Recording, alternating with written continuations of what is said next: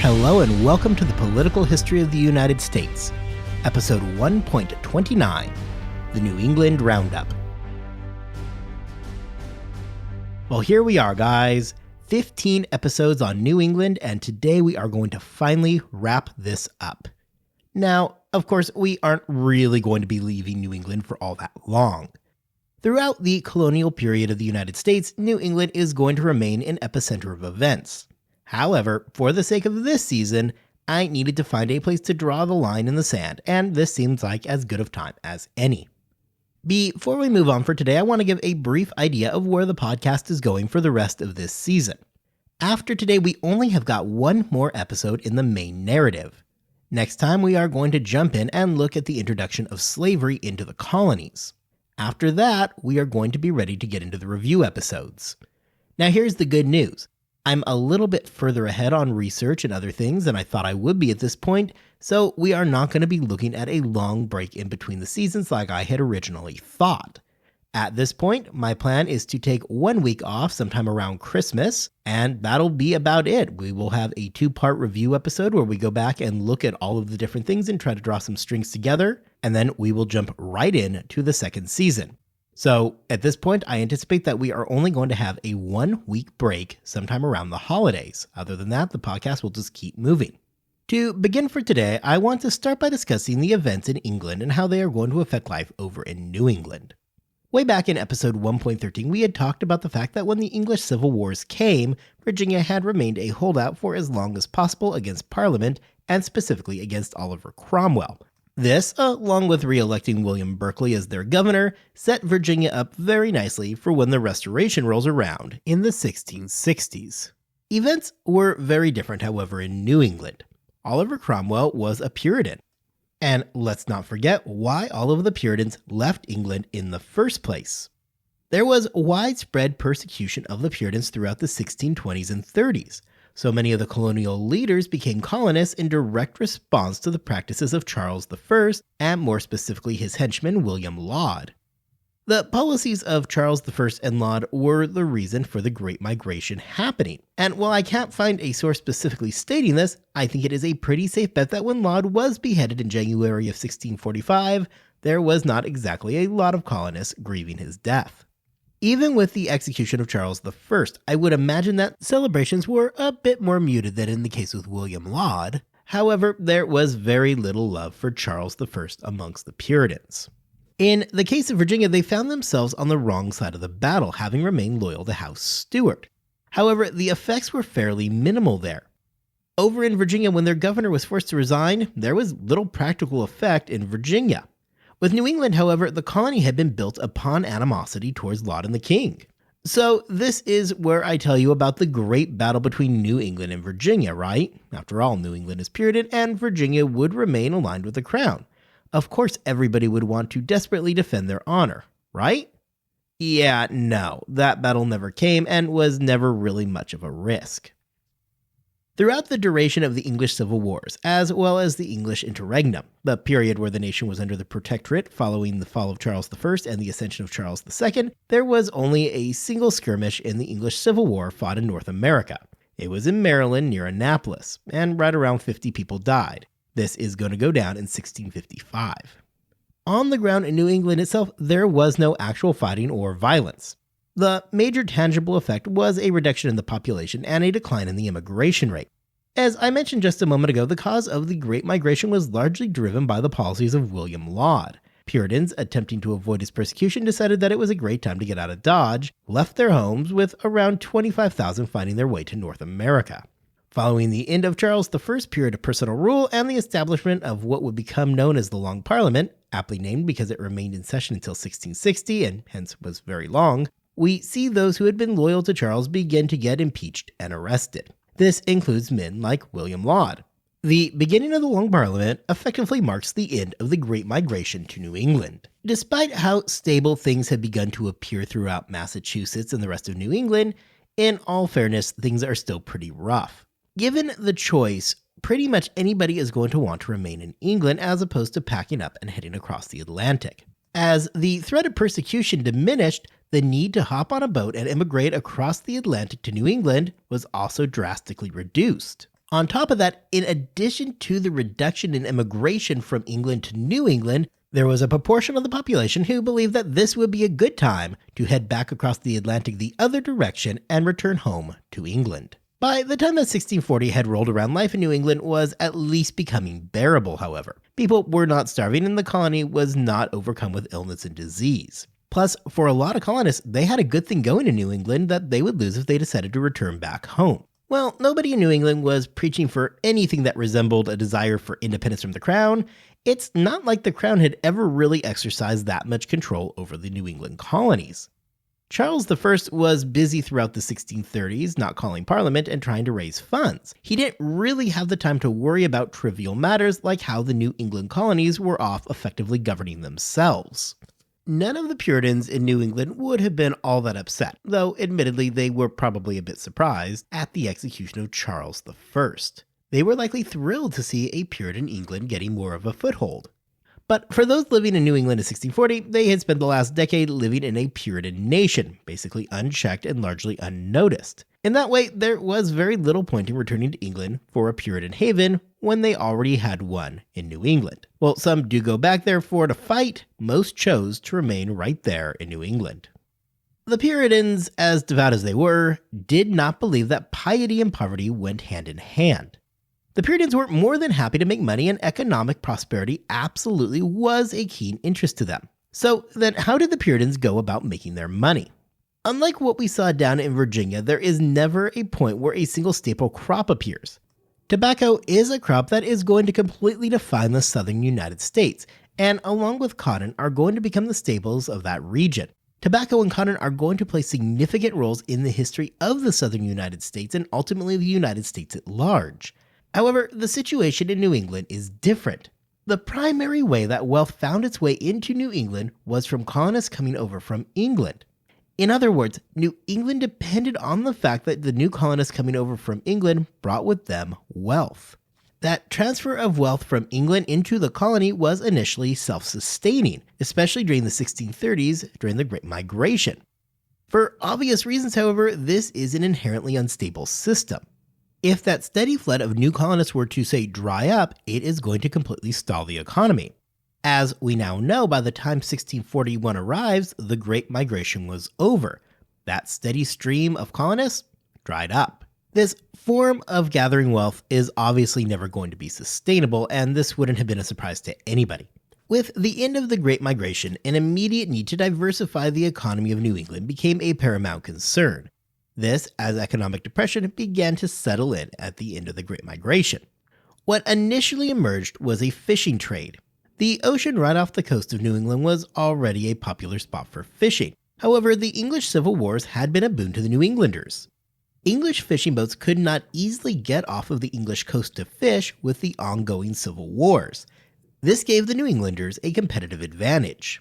The colonists would ship the high-quality product to Spain and other parts of Europe, while the low-quality catch went south to the West Indies to feed the growing slave population, something that we will talk more about next time. For the Puritans, an economy based on fishing was great because, hey, we all like economic prosperity. The problem, however, is that the Puritans and the fishermen didn't really get along. This isn't really going to be a shocking revelation. Sailors, especially those coming to North America to make money in the 1640s, didn't exactly have a reputation of high moral fiber. These guys like to drink, swear, and do all of the other unsavory things that sailors do.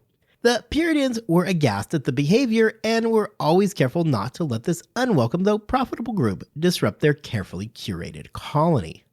To keep fishing from forming the one and only cash crop in New England and having that culture completely take over, it was necessary for the Puritans to further diversify the economy. What emerges here is something that would become a staple of the New England way of life, the family farm. Instead of the huge plantation system that we see emerging in the South, New Englanders instead focused on smaller farms, which brought dual benefits. First, a small farm was great for personal sustenance. You could grow your own food, which you could then eat yourself.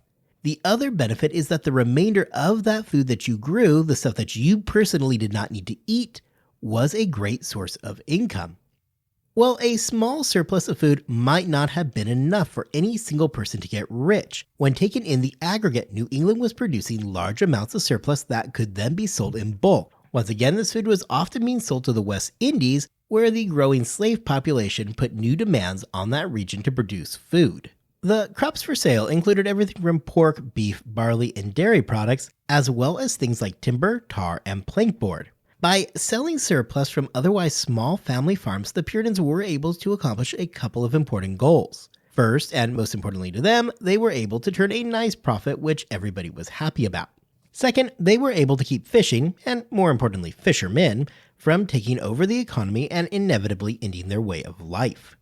The small individual farm is going to become an important part of the fabric of New England life, and is going to remain a characterizing feature of it moving on into the future. This form of an economy is also going to lead to other developments that are going to end up being important in the long term. The large plantations in Virginia required huge amounts of labor. Tobacco is a labor-intensive crop and required a large amount of manpower. The best way to get that manpower in the 1640s was through slavery. In New England, smaller personal farms were far less labor-dependent. Most of the food was grown by the individual family, with just surplus being sold back. These are not the massive farming operations, and the need for slave labor was far less in New England than in Virginia. This isn't to say that slavery doesn't exist in New England, because it does. However, it doesn't exist to the same extent that it will develop in Virginia, nor is it as critical a part of the economy. The economic structure of Virginia depended on slavery, and in New England that just doesn't ring true. Now, in all fairness, the New England economy still was dependent on slavery, though in a different way. While slave labor was not a huge facet of the New England economy, the West Indies was a huge buyer of the surplus being created by the small farms, as well as the B-grade fish supply, where the primary consumer of the goods was the growing slave population. If the West Indies slave system collapsed, the New England economy was going down with it. Over the remainder of the 17th century, we are going to see the economy of New England become more diverse, as manufacturing is going to become a key component of that economy. While this is not going to be part of our story for today, it continues with the general trend that there was never any one single cash crop in New England, but rather numerous things that would come into play. Having so much diversity in the market meant that the New England colonies were more insulated from economic downturns, and that ultimately they would not have the absolute reliance on a small number of things like we're going to see in Virginia. As with the economy, we see that defense is something that is ultimately going to become regional in nature as opposed to strictly limited to any single colony. The defense of the colony would really become of paramount importance following the Pequot War, as for the first time the threat of local Indian tribes really hit home. Dangers of the native tribes was not a secret before that, of course. Everybody was acutely aware of the 1622 massacre in Jamestown, and it is something that was always on the mind of the colonists. However, as we've discussed before, in New England there wasn't really a Powhatan or an Opashankenau. There had been some early skirmishes and pressures that we had talked about previously, but there was never anything on par with what we saw in Jamestown. Even the events that led to the Pequot War looked dubious at best, as the colonists around New England appeared to be looking for a fight. Despite an overwhelming, if not troubling, victory in the Pequot War, New Englanders realized the importance of having something in place to defend the security of the colonies. What emerges from this is the New England Confederation. The New England Confederation was formed in 1643 and was made up of Massachusetts, Plymouth, New Haven, and Connecticut. As we discussed last week, Rhode Island was not invited to the party. The New England Confederation does a couple things, but before we go into those things, I want to get out there and dispel any thought that there was any kind of centralized government here. So don't start thinking of this as a confederation of states or anything like that. It just wasn't. The New England Confederation was at best a weak alliance. In function, all it really did was provide a handful of solutions for intercolonial law relations and dispute resolutions as they came up. The Confederation also did provide a framework for the colonies to have a defensive alliance. Things really don't progress much further than that, however. The New England Confederation will become important during the First Anglo-Dutch War in the 1650s, despite Massachusetts declining to participate, and then it will become a very major part of King Philip's War, which we are going to discuss in much, much more depth next season. For now, I simply wanted to introduce that there was a basic plan for the mutual defense of the colonies and let you know that this was a thing. Next season, we will get to see how it functions in reality. We have spent the last 15 episodes in New England, and now before we move on, I'd like to take the rest of today to look at some of the overarching themes and differences between Massachusetts and the other colony we talked in depth about, Virginia. The differences between the two colonies is immediately apparent by looking at the reasoning behind their establishment. Jamestown was founded because people wanted to make money. Sure, there was flowery language to make themselves feel better that they were going over to introduce the native populations to Christianity. However, the truth will always be that the primary motivator was financial. Everybody knew that the Spanish were making a killing down in what would become Mexico. Those coming to Jamestown were looking for their fortune. The founding of New England could not be any different. Instead of a colony founded on the sole idea of making money, New England became a refuge for those being religiously persecuted in England. First, the Pilgrims, who had found themselves on the wrong side of the crown, and later the much larger persecution of the Puritans in England, leading to the Great Migration. As those heading to New England were trying to escape from the religious tension at home, their goal was to form a more perfect place to practice their faith. In the words of John Winthrop, they wanted to create a city on the hill. They wanted a place that all the other Puritans could look at and be amazed at their purity. This, however, was always going to be a totally impossible goal and is something that was doomed to fail before it even got started. Part of the problem is that there was just never one kind of Puritan in New England. We have beaten the separatists versus internal reform difference to death at this point, and I don't plan on rehashing it all again here. However, this is just one of the many differences that existed amongst the different groups. Massachusetts is the center of the New England universe and would remain noticeably intolerant throughout the 1630s and 40s. This is something that would lead to further fracturing of the colony. By the time we roll into the 1640s, we have gone from two colonies, Plymouth and Massachusetts Bay Colony, and have expanded out to include Connecticut, New Haven, New Hampshire, Rhode Island. These differences between the groups was going to make it impossible for New England to ever become that city on the hill that Winthrop fought so hard to establish. England didn't look across the Atlantic and marvel at the utopian Puritan land on the other side. In fact, the Puritans back in England hardly noticed what was going on across the Atlantic. They were distracted by their own concerns, which was not running off to create some Puritan haven, but was rather turning England itself into that Puritan homeland. It can be argued that the English Civil War effectively removed the need for New England altogether. After all, persecution in England was now theoretically a thing of the past. Both William Laud and Charles himself had been removed from power and then subsequently executed. England was in the hands of Parliament, which was by the 1630s a very Puritan body. Oliver Cromwell, who was well on his way to becoming the Lord Protectorate, a term that he used instead of the suddenly out-of-vogue king, was himself a Puritan.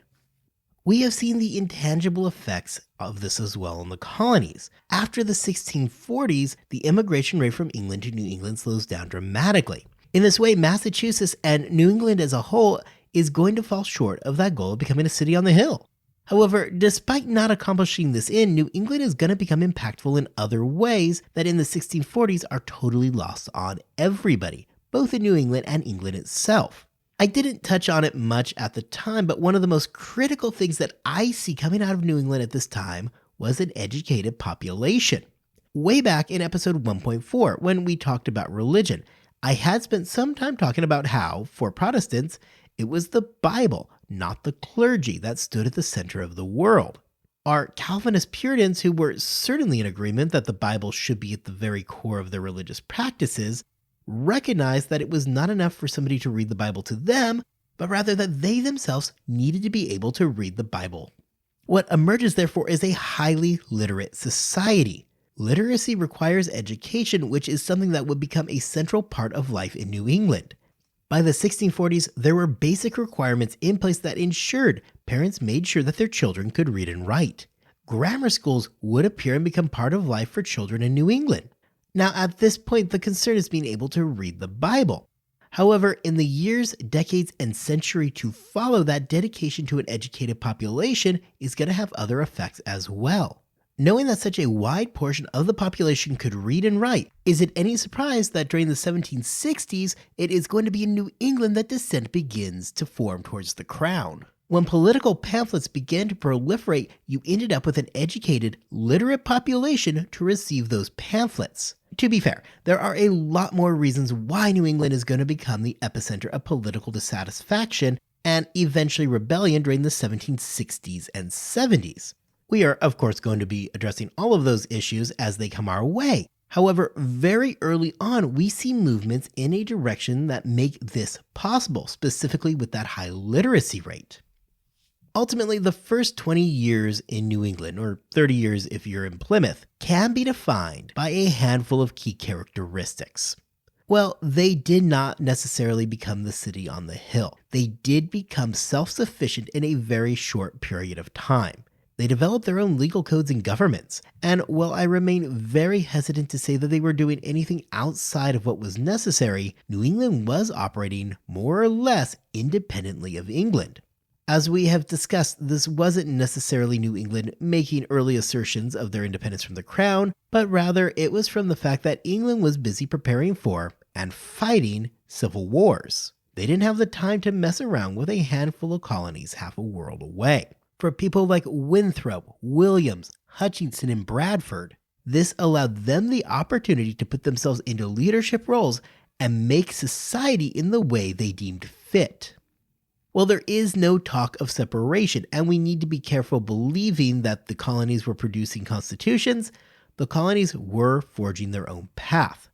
It is also important to understand that this is going to set up conditions that are going to have very long-term impacts for New England and for the future United States at large. Well, there was no talk of separation in the 1640s at all. Nobody was wanting more control by England. They were plenty happy doing their own thing and running their own government without having to worry about interference from the home islands. The relative independence that New England is afforded here at the very beginning of their existence is something that they are going to not only value, but they are going to come to view it as a basic right. Throughout the next few seasons, and especially next season, we are going to see time and time again what happens when England makes attempts to regain some of that control over New England. And spoiler alert, it generally is not going to be something that ends well. Everybody was very happy being left alone. And with that, I'm going to give the New Englanders their wish and leave them alone. We have spent 15 weeks now exploring New England, and I'm finally feeling ready to set their story aside, momentarily at least, and move forward. However, for those of you who just love the history of New England, we are going to be back often over the next several seasons, as New England is going to play such a pivotal role in our story. Next time, we are going to take some time and explore the introduction of slavery into the colonial United States. Few things are going to affect and shape the United States more than slavery, and by the time that 1650 rolls around, it is slowly growing in the colonies. As always, I want to thank you all for listening. We will be back here next time to discuss the introduction of slavery. For my listeners in the United States, I hope you all have a wonderful Thanksgiving. And for everybody else, no matter where you are, I hope you have a wonderful 2 weeks.